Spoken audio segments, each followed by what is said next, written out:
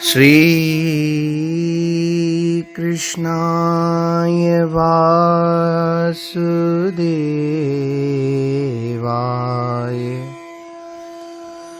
देवकी नंदनाय च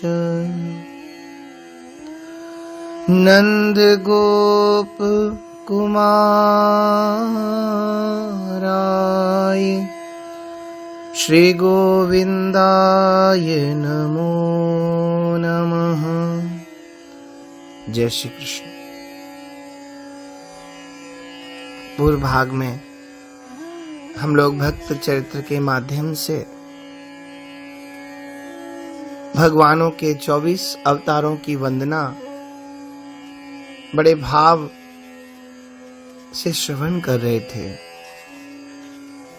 जय जय मीन वराह कमठ नर हरि बलि वामन परशुराम रघुवीर कृष्ण कीरत जग पावन बुद्ध कल की अरु व्यास प्रथु हरि हंस मनवंतर यज्ञ ऋषभ है ग्रीव ध्रुवर देन धनवंतर बद्रीपति दत्त कपिल देव सनकादिक करुणा करो 24 रूप लीला रुचिर श्री अग्रदास उर पद धरो। मत्स्य अवतार की कथा का श्रवण किया।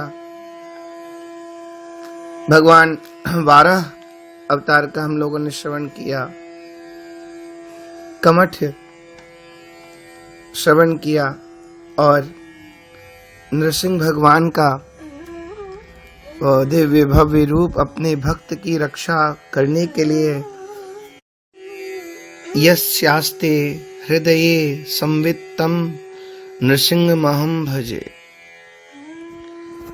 आगे श्री वामन अवतार की कथा आती है। भगवान की कृपा से ही देवताओं की विजय हुई। स्वर्ग के सिंहासन पर इंद्र का अभिषेक हुआ, परंतु अपनी विजय के गर्व में देवता लोग भगवान को ही भूल गए,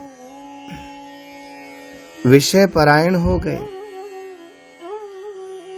प्रभुता अपाहि काहि मद नाही।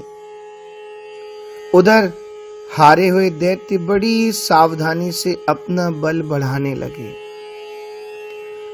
वे गुरु शुक्राचार्य जी के साथ साथ समस्त भृगुवंशी ब्राह्मणों की सेवा करने लगे, जिससे प्रभावशाली भृगुवंशी अत्यंत प्रसन्न हो गए।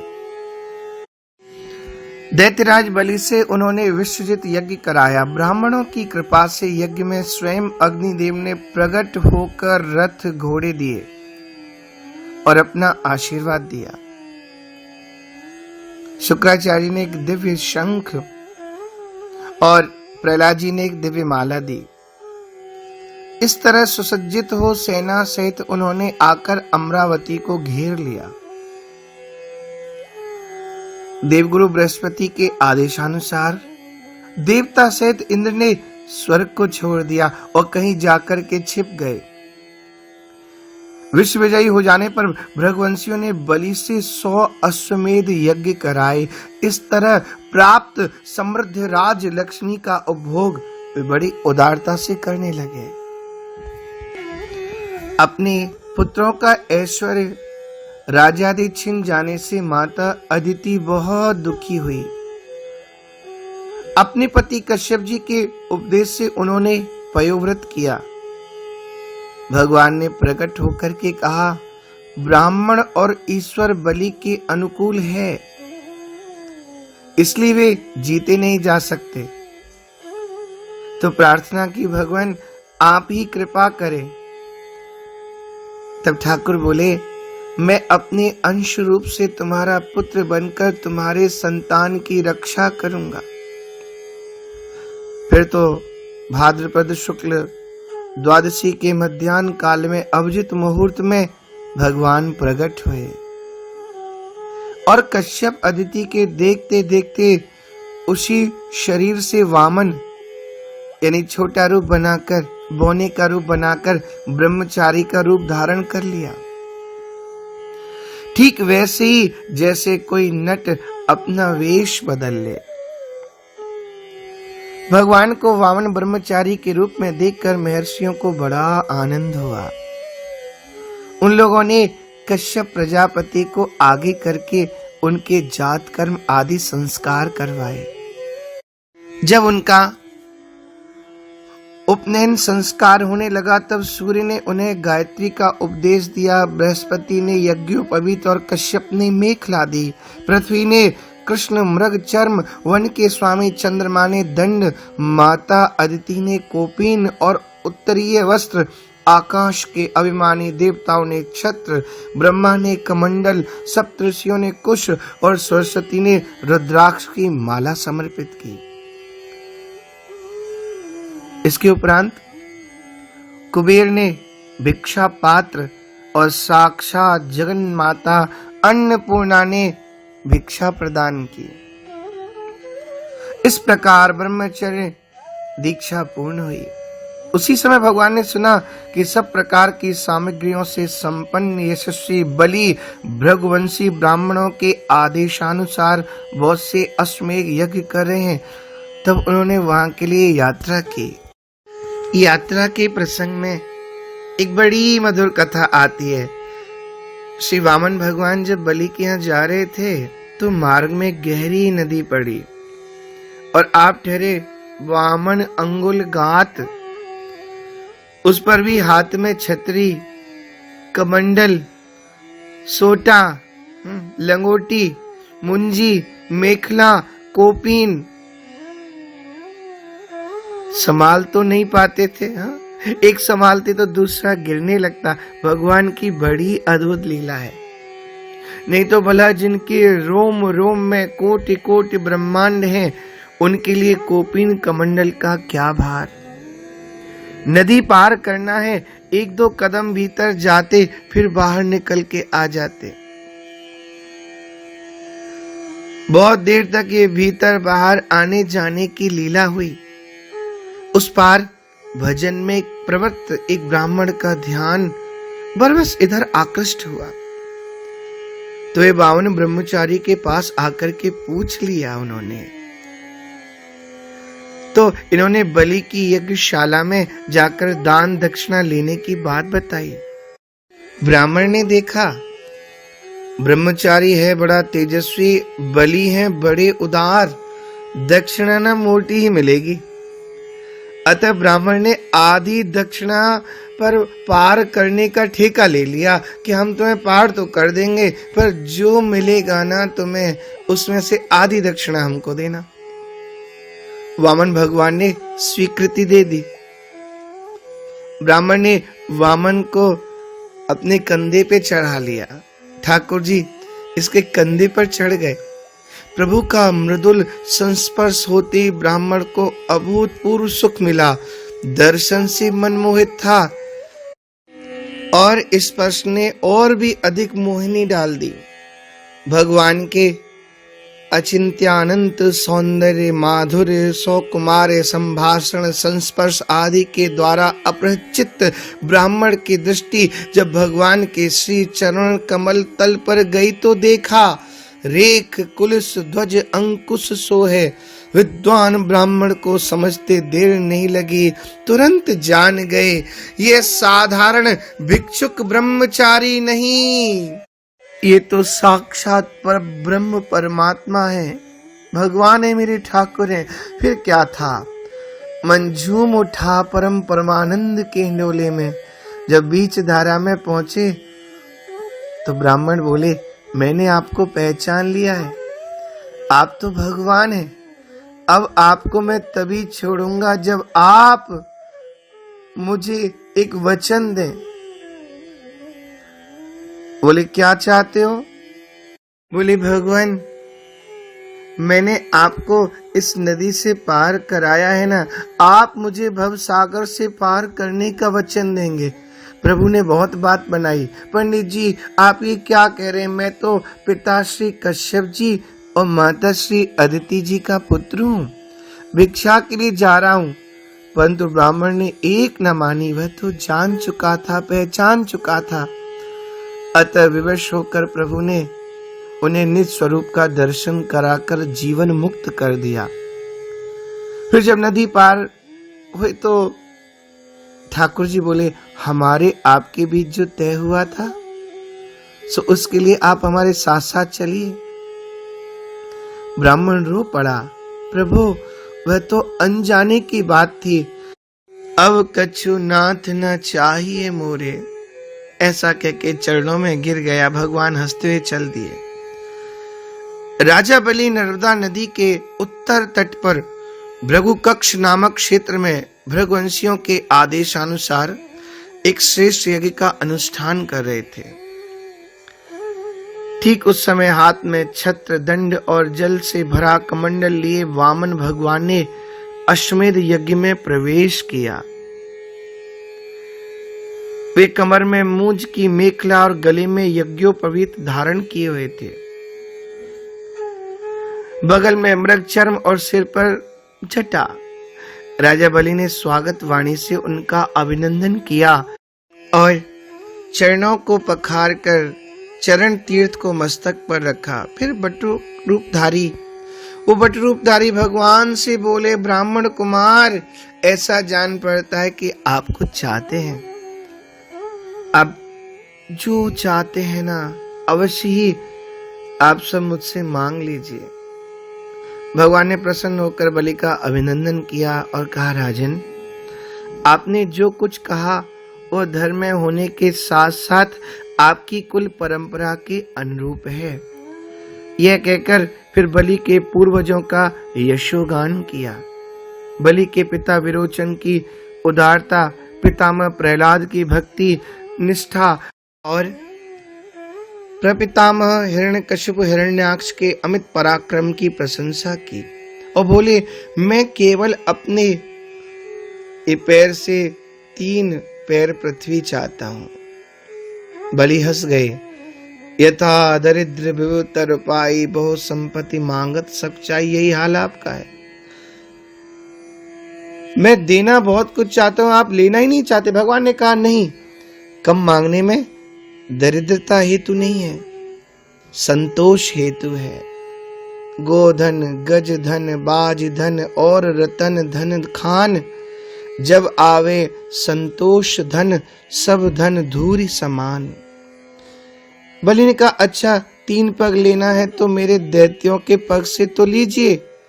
देखिए, 1-1 योजन के इनके पांव हैं, कुछ तो आपको मिलेगा। भगवान भी पूरे हटी बोले, ना ना ना, मुझे तो अपने पांव से ही नाप लेना है, क्योंकि धन का उतना ही संग्रह करना चाहिए जितनी की आवश्यकता हो। जो ब्राह्मण स्वयं प्राप्त वस्तु से ही संतोष कर लेता है, उसके तेज की वृद्धि होती है, नहीं तो पतन हो जाता है। शुक्राचार्य जी के बहुत समझाने पर भी कि ये बट रूपधारी तुम्हारे शत्रु भगवान विष्णु हैं, ये सब छीनने के लिए आए हैं। अपनी जीविका चिंती देख असत्य बोलकर उनकी रक्षा करना निंदनीय नहीं है। राजा ने असत्य बोलना देने को कहकर के फिर नकार जाना स्वीकार न किया। तब शुक्राचार्य ने राजा को ऐश्वर्य भ्रष्ट होने का शाप तक दे डाला। तो भी महात्मा बलि अपने वचन से नहीं डिगे। नहीं डिगने के 3 हेतु। प्रथम तो प्रतिज्ञा कर चुके हैं, सोचे कि सुकृत जाय जो पन परिहरऊ। दूसरा ये, जब ये मेरा सब लेने के लिए आए हैं तो मैं नहीं भी दूंगा तो मुझे थप्पड़ मार कर ले लेंगे, जैसे मेरे पूर्वजों से ले लिया करते थे। तो फिर मैं खुशी खुशी दान ही क्यों ना कर दूं। तीसरी बात, गुरुजी ने ऐश्वर्य से भ्रष्ट होने का शाप दे दिया, तो मुझे किसी ना किसी प्रकार से ऐश्वर्य रहित होना है, तो क्यों ना मैं प्रभु को दान ही कर दूं। अतः बलि जी अपने निश्चय से नहीं हटे और हाथ में जल लेकर 3 पग पृथ्वी का संकल्प कर दिया। संकल्प होते ही वामन रूप बढ़ते बढ़ते इतना बढ़ा कि भगवान की इंद्रियों में और शरीर में सभी चराचर प्राणियों का दर्शन होने लगा। सर्वात्मा भगवान में सारा ब्रह्मांड देखकर सब दैत्य भयभीत हो गए। उन्होंने एक डग से बलि की सारी पृथ्वी नाप ली, शरीर से नभ और भुजाओं से सभी दिशाएं घेर ली, दूसरे पग से स्वर्ग नाप लिया, तीसरा पग रखने के लिए बलि की कोई भी वस्तु न बची। भगवान का दूसरा पग ही ऊपर को जाता हुआ महरलोक, जनलोक और तपलोक से भी ऊपर सत्यलोक में पहुंच गया। श्री ब्रह्मा जी ने विश्वरूप भगवान के ऊपर उठे हुए चरण का अर्घ्यपाद से पूजन और प्रक्षालन किया। ब्रह्मा के कमंडल का वही जल विश्वरूप भगवान के पद प्रक्षालन से पवित्र होने के कारण श्री गंगा जी के रूप में परिणत हो गया। बोलो गंगा मैया की जय। बलि के सेनापतियों ने जान करके भिक्षुक ब्रह्मचारी तो हम लोगों का बैरी है, जो अपने को छिपाकर देवताओं का काम करना चाहता है। राजा तो यज्ञ में दीक्षित होने से कुछ कहेंगे नहीं, चलो हम इनको नष्ट करते। वामन भगवान पर अस्त्र चलाया, पर भगवत पार्षदों ने इन्हें भगा दिया। बलि ने दैत्यों को समझा बुझाकर लड़ाई करने से रोक दिया। भगवान का इशारा पाकर गरुड़ ने वरुण पास से बलि को बांध लिया। तत्पश्चात भगवान बलि से बोले, 2 पग में तो मैंने तुम्हारी सब पृथ्वी और सब लोकों को नाप लिया। तुम्हारी प्रतिज्ञा पूरी न होने से अब तुम नरक भोगोगे। इत्यादि रीति से वामन भगवान ने बहुत तिरस्कार किया, परंतु राजा बलि धैर्य से विचलित न हुए। उन्होंने बड़ा ही सुंदर उत्तर दिया, प्रभु मैं आपसे एक बात पूछता हूँ, धन बड़ा है कि धनी?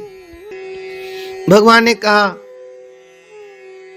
क्योंकि धन धनी के अधीन रहता है, इसलिए धनी धन से बड़ा होता है। बलि ने कहा, प्रभु आपने मेरा धन तो 2 पग में नाप लिया है, रही 1 पग की बात, सो वह पग आप मेरे सिर पर रख दीजिए। यद्यपि हूं तो मैं 2 पग से भी अधिक, परंतु 1 ही पग में मैं आपके चरणों में आत्मसमर्पण करता हूं प्रभु। भगवान बहुत प्रसन्न होकर ब्रह्मा जी से बोले, मैं जिस पर बहुत प्रसन्न होता हूं ना, उसका सब छीन लिया करता हूं। मैंने इसका धन छीन लिया, राजपद से अलग कर दिया, तरह तरह के आक्षेप किए, शत्रुओं ने इसे बांध लिया, भाई बंधु छोड़कर चले गए, इतनी यातनाएं इसे भोगनी पड़ी, यहाँ तक कि इसके गुरुदेव ने भी इसे शाप दे दिया, परंतु इस दृढ़वती ने प्रतिज्ञा नहीं छोड़ी। मैंने इससे छल भरी बातें की, मन में छल रखकर धर्मोपदेश किया, परंतु इस सत्यवादी ने अपना धर्म न छोड़ा। फिर राजा बलि को सुतलोक में रहने की आज्ञा दी और अपूर्व वर दिए। राजा बलि के आप द्वारपाल बन गए। ये परब्रह्म परमात्मा का प्रेम कि स्वयं बलि के इस त्याग के लिए, इसकी भक्ति के भाव पर रीझ कर स्वयं द्वारपाल बन गए। इस तरह बलि से स्वर्ग का राज्य लेकर इंद्र को देकर अदिति की कामना पूर्ण की और स्वयं उपेंद्र बनकर सारे जगत का शासन करने लगे। कश्यप और अदिति की प्रसन्नता के लिए तथा संपूर्ण प्राणियों के अभ्युदय के लिए समस्त लोकों के स्वामी के पद पर वामन भगवान का अभिषेक कर दिया गया। छलयसि विक्रमणि बलिमद्भुत वामन, पद नख नीर जनित जन पावन, केशव धृत वामन रूप, जय जगदीश हरे हरे, जय जगदीश हरे। श्री गोविंद स्वामी ने बड़ा ही सुंदर वर्णन किया। प्रगटे श्री वामन अवतार, निरख अदिति मुख करत प्रशंसा, जग जीवन आधार, तन घन श्याम पीत पट राजत शोभित है भुज चार। कुंडल मुकुट कंठ कौस्तुभ मणि और भृगु रेखा सार। अष्टसखाओं की सुंदर सी वाणी में श्री गोविंद स्वामी का भाव। देखी बदन आनंदित सुर मुनि जय जय करे निगम उच्चार। गोविंद प्रभु बलि वामन हुए के ठाड़े बलि के द्वार। प्रगटे श्री वामन अवतार। और भक्त तो गाते ही है ना, रूप वामन को बनायो बिहारी जी ने। कर में दंड कमंडल सोहे। कर में दंड कमंडल सोहे। सिर पे छत्र धरायो बिहारी जी ने। रूप वामन को बनायो बिहारी जी ने। माधुरी मूरत सांवरी सूरत। माधुरी मूरत सांवरी सूरत। छवि मुनि न मन भायो बिहारी जी ने। छवि मुनि न मन भायो बिहारी जी ने। रूप वामन को बनायो बिहारी जी ने। ऐसा भगवान का वह अद्भुत वामन अवतार और अवतार प्रकरण का, भक्त चरित्र का ये भाव हम लोग आगे श्री परशुराम जी अवतार आदि अवतारों का वर्णन करेंगे। जय श्री कृष्ण।